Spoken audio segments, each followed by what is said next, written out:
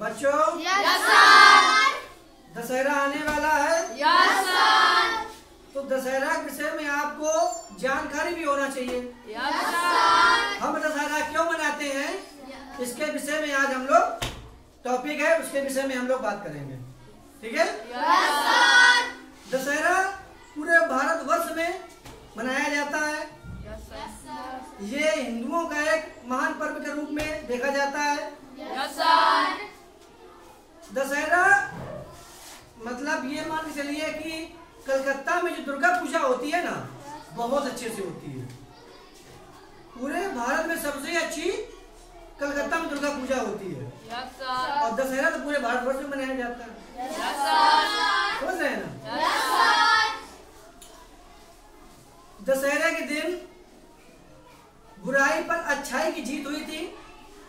इसी दिन राम ने रावण को मारा था और दुर्गा माता ने महिषासुर का वध किया था, जिसकी वजह से हम लोग दशहरा मनाते हैं।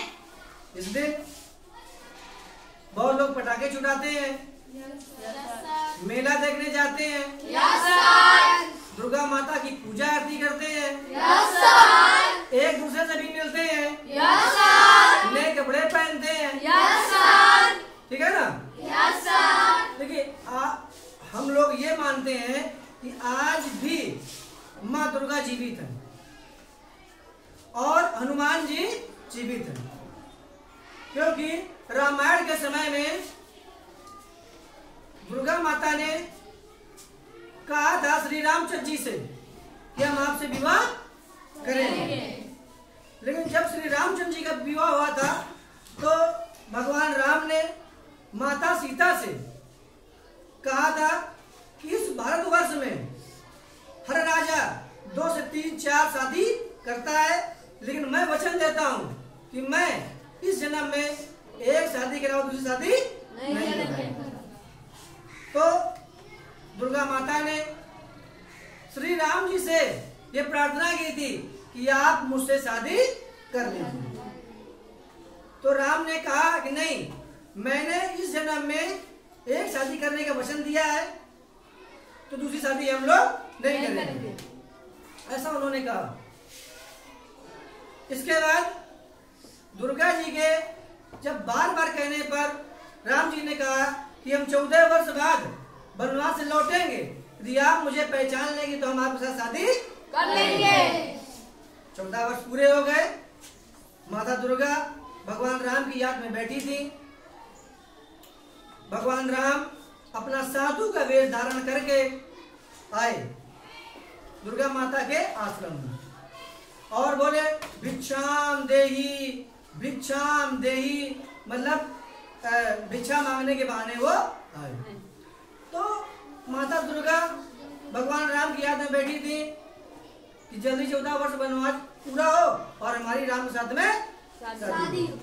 तो भिक्षा लेकर के आई और भगवान राम को भिक्षा दे दी, लेकिन वो पहचान नहीं पाई। तो उसी समय भगवान राम अपने असली रूप में आ गए।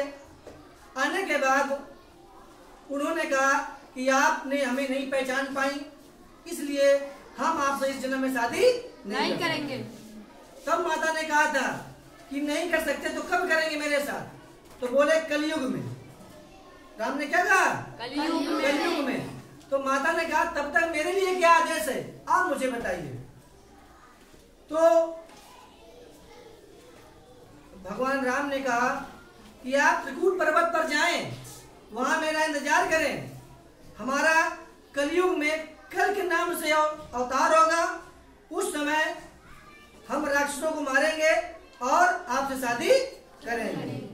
तो आज भी माता दुर्गा त्रिकूट पर्वत पर विराजमान है और हनुमान जी से ये कहा था भगवान राम ने कि आप मेरी कथा का पूरे विश्व में प्रचार कीजिए, पूरे विश्व में प्रचार कीजिए। तो हनुमान जी ने कहा कि हम ये कब समझेंगे कि हाँ ये कलयुग खत्म हो गया, आपका जन्म कब होगा? तो उन्होंने ये कहा था कि कलयुग आप समझ लेना, घोर कलयुग जब आएगा जब कथाएं बंद हो जाएंगी, भगवान विष्णु की कथाएं बंद हो जाएंगी, गाय दूध देना बंद कर देंगी, माता गंगा सूख जाएंगी। उस समय आप समझ लेना कि घोर कलयुग आ गया है, वही समय मेरा अवतार होगा कल के नाम से। ये जानकारी आपको कैसी रही? बहुत बढ़िया सर। चलिए, वेरी गुड।